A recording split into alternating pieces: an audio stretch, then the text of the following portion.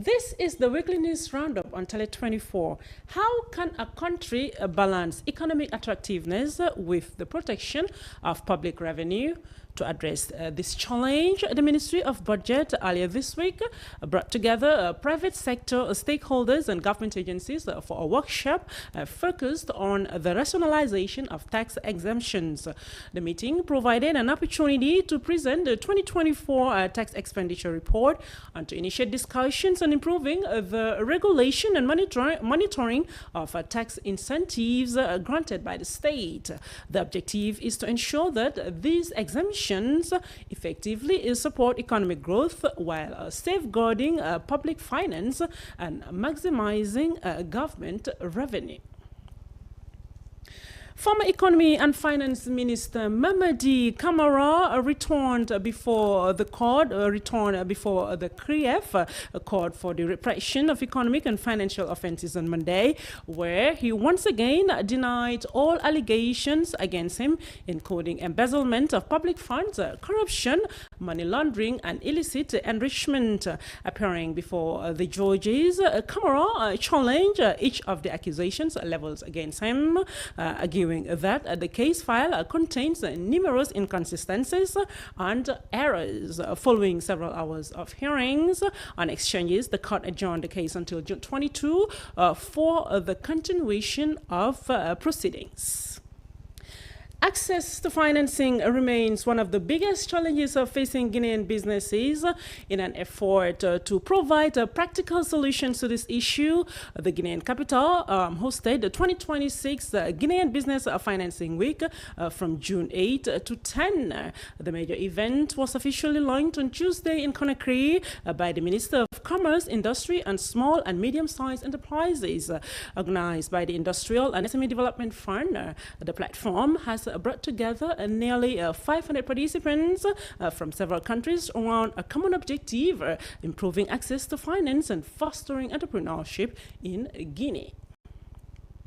A French lawyer and African affairs specialist Robert Bougie was the special guest of Guinea Today on Tele 24 this Tuesday.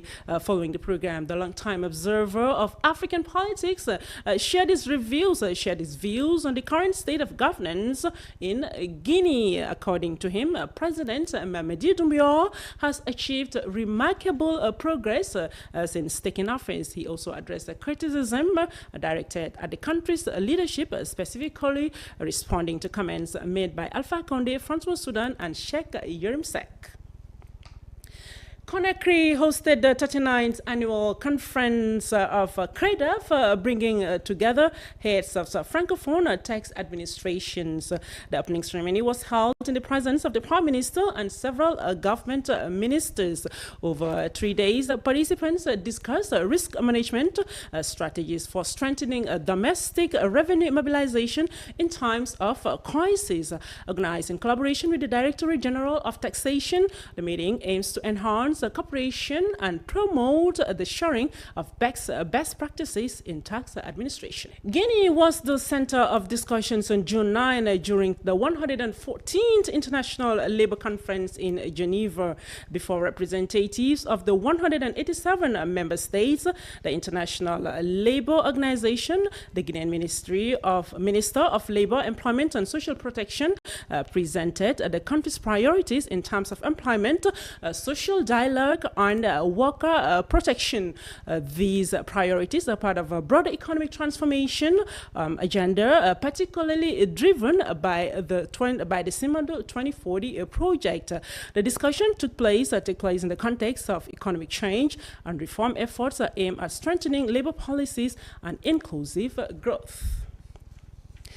Disputes are continuing following the publication of provisional results from the 2026 legislative elections in Katbeling in the urban commune of Dubreka. The single-member constituency candidate of the Frontex Party, Seiko Umar Balde, has rejected the figures released by the Directorate General of Elections. At the press conference held on Tuesday in Conakry, he denounced what he described as inconsistencies between the results compiled by vote tallying commissions and those announced by the general authorities.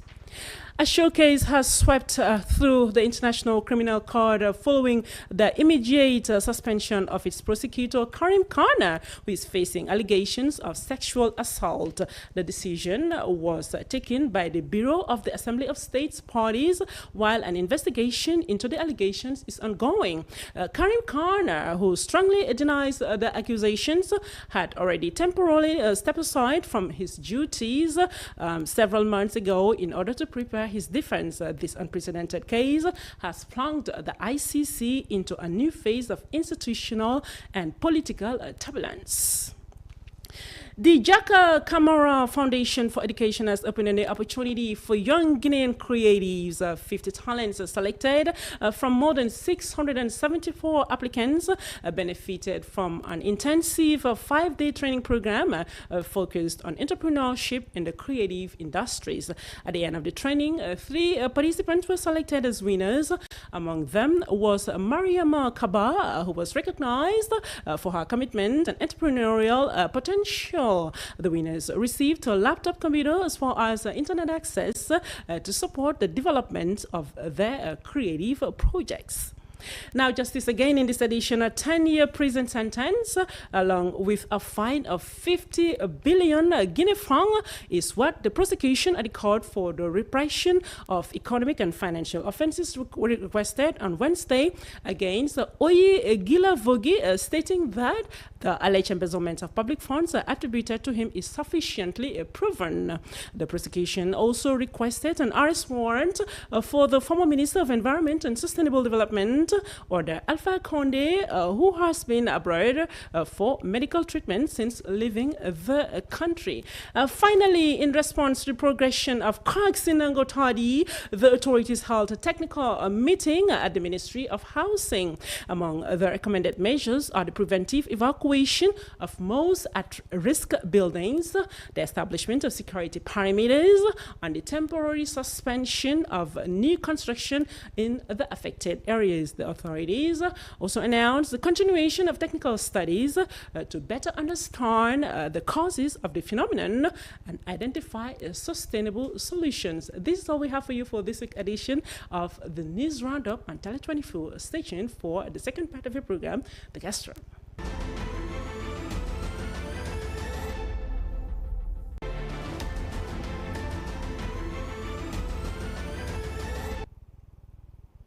This is the guest room, and today we're going to discuss about diaspora entrepreneurship, building a business across borders. This is the topic for today. Ladies and gentlemen, we're going to discuss this with Alpha Umar Diallo.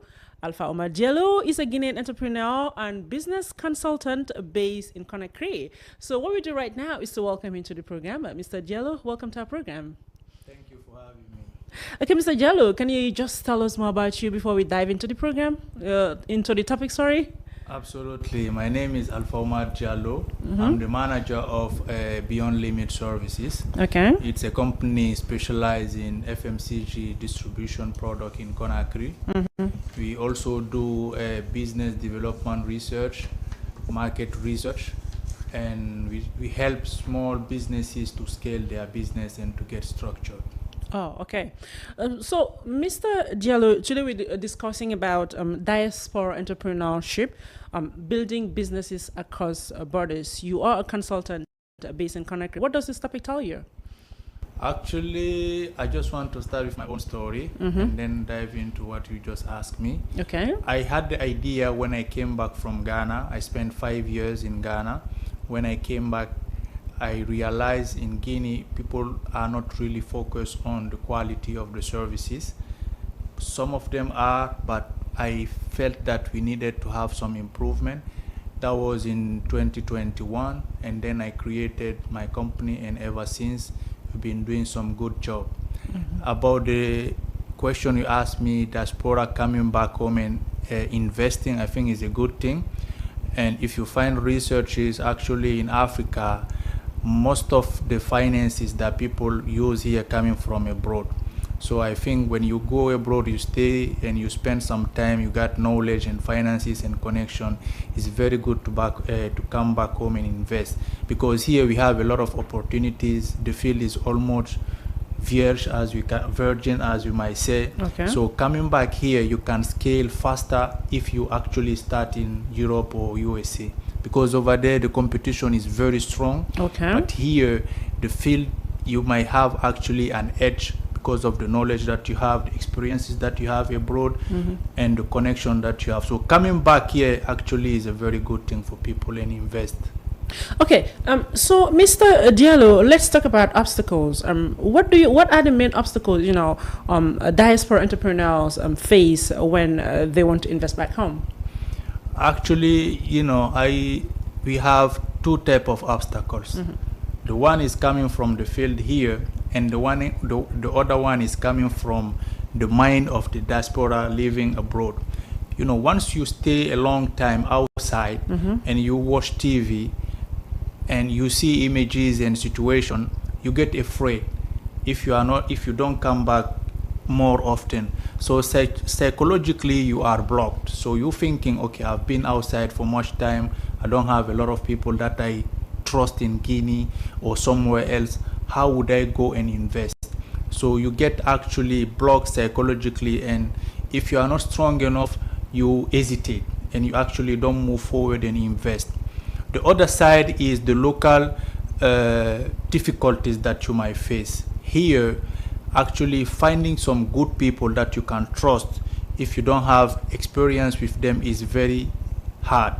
People looking for job, but we need actually job that can make people reliable, because in Guinea, most of the educational system is based on theory, but nowadays people need technical skills to hire, because if somebody comes, he doesn't know how to use technology, computer, maybe he doesn't speak a little bit of English, it get very challenging for the one holding the project to move forward. So I think one of the obstacles is finding the reliable people to work with. The other ones, it depends on the field in which you are, because electricity might be a big problem for you. If, for instance, you are in, I don't know, TV or anything related to the energy, you might face some difficulties. And apart from that, the internet. People coming from abroad, they actually complain a lot, saying that in Guinea, the internet is very expensive. So if you have a business related to all these things, it means that the cost of actually implementing your business grows, and it gets very challenging on the long run. Okay, so Mr. Diallo, what strategies can help diaspora entrepreneurs successfully manage their businesses in Guinea? What strategies do you think we can just put in place to help them come back home and do something here great? We have a lot of strategies, but I think the first thing to have is to get a strong emotion, like emotional intelligence. You have to know that coming straight back home doesn't mean you're going to succeed at the first trial. But if you are really motivated, you are really into it, if you keep trying, actually you're going actually to make it. Because in any business, there is no guarantee that you're going to succeed.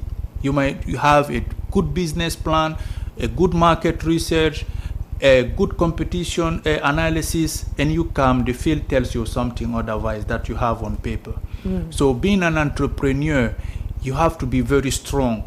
And also you have to keep in mind that coming to Guinea actually is a good opportunity for you, because here the field, people, we have a lot of things to do here. That's why you see many Chinese, Indian people, foreigners, they come to Guinea, they invest and they make money. They see money where we don't see it, right? And those people, they are very motivated. They don't know actually failure. So as an entrepreneur, coming here, you have to actually put in your mind, there is no failure. You might fail once, twice, 3 times, but at the end of the day, if you keep trying, you're going to make it. And for sure, indeed, you're going to make it if you invest in Guinea here. Okay, you're sure going to make it if you invest in Guinea. So what advice would you give to young people in the diaspora, who really wants to come back home and do something? I'm just going to tell them to come back, because the more you stay over there, the more the competition becomes challenging in Guinea. Because when you compare, let's say, Guinea from 2020 and Guinea from 2026, these are two different Guinea. Of course. Right? Yeah. If you intended to do a business in 2020 and now you wait for 2026, you come, you want to invest in the same business, you realize that we have maybe 10, 20 people that are doing the same business. But if you had done it back in 2020, you will be first to be doing it and you will be ahead of the rest of the competition. So don't wait. Okay, don't wait. Yeah, the right time home. is now. Yes. Okay. All right. So you had it from Mr. Jello. Mr. Jello, let's talk about job creation here. How does diaspora entrepreneurship contribute to job creation and economic growth? Okay. First, once they come back, they start a business. They can actually create job. If you come back, you create a small business. You hire 2, 3, 4 people. Meaning it means that you're taking 2, 3, 4 people off the street, right? Okay. And you might find out those 2, 3, 4 people, they have a family behind them. So also by taking people off the street and hiring them, it means that you're going to help families to have means to educate their children and to have a decent life. Okay. So coming back actually and hiring those people, it's not only good for you, but it's good for the nation. And I think nowadays we have something that we call le contenu local. It's a bunch of laws that the government is implementing to help Guineans to get integrated in companies from foreigners or diaspora. So once you hire people, 5, 2, 3, you might get actually help from the government, which is going to finance you because actually you're creating job. Okay. So it's actually a good thing. The nowadays environment in hiring and investing in Guinea is very good. Different from back in the days, let's say 7, 6 years from now. Yeah. Okay. So what skills do you think young people should learn, to get jobs from these people? Okay. We have a lot of skills, but first you have to be a reliable person. Okay, that's right? the most important, right? Yes, you have to be a reliable person. You have to be somebody who can get things done, right? So, and about the skills, you need to know how to use a computer. Okay. First, we have many tools within the computer. We have Excel, we have Word. These are the instruments which are going to help you do your job. And as you might heard a lot of times these days, we have what we call artificial intelligence, AI. You have to know how to use this, and you have to adapt yourself from the new things because the world is moving too fast. Okay. If you just rely on what you studied at school and you go back outside and you face real situation, you might not be able to actually challenge those situations. Okay. For the young people, first they have to be reliable, they have to know the computer skills, and they have to be able to speak. Speak English, French? Yeah, English actually is something huge because if you speak English, you can talk to anybody. Okay. You might see an Indian and a Chinese, they meet, they speak English. The English might not be a good English, it might be even broken English. Okay. It's like when you go to Dubai, you can see Chinese, Indian, all the nationalities, they speak English, broken English, but they get to understand each other. So knowing English is actually primordial nowadays. You have to know the English, to have to be reliable, and you have to be able to use the new tools that the technology is bringing to us. And what should be the role of our governments? Encouraging our people out there coming back home. What should be their role? Actually, I think the government, they're trying to do their best to create the right environment for people once they come back to invest. So the first thing of the government is to install stability. Okay. Because money doesn't like noise. It likes stability. So if there is stability, people might come back and get assured if they invest into something, it's not going to get destroyed. And second, the government should actually try to make those commodities a little bit cheaper. It's like the internet, the electricity, water, all these things, they have to be cheaper for the people. Once they start building their business, they don't face too much charges. Okay. Right? Because for a business to scale and to start actually generating good revenue, it might take 1, 2, 3 years. Right? And during those years, you're the one who is going to invest in these businesses. So if the government is making things cheaper and easy for you, at the same time implementing and assuring that the stability, I think everything might go as smooth as possible. Okay, so where do you see entrepreneurship in the next 10 or 20 years in Guinea here? I think in the next 10 or 20 years, entrepreneurship will have, let's say, 70% of the workforce in Guinea, 70 to 60% of the workforce in Guinea. Okay. Because as you might know, the population is growing fast. And the government cannot hire everybody. Okay. At best, they might hire 30% of the workforce. So 20, 30 years from now, I think businesses will be hiring 70% of the workforce, meaning they will be having 70% of the financial means in the country and generating this 70% of revenue. So 10, 20 years from now, maybe everybody will be doing business. Okay, thank you very much, Mr. Alpha Omar Diallo, for accepting our invitation and for answering to our questions on Tele 24. It's a real pleasure to come and show what I know and share it to the people. And thank you for having me. Thanks, sir.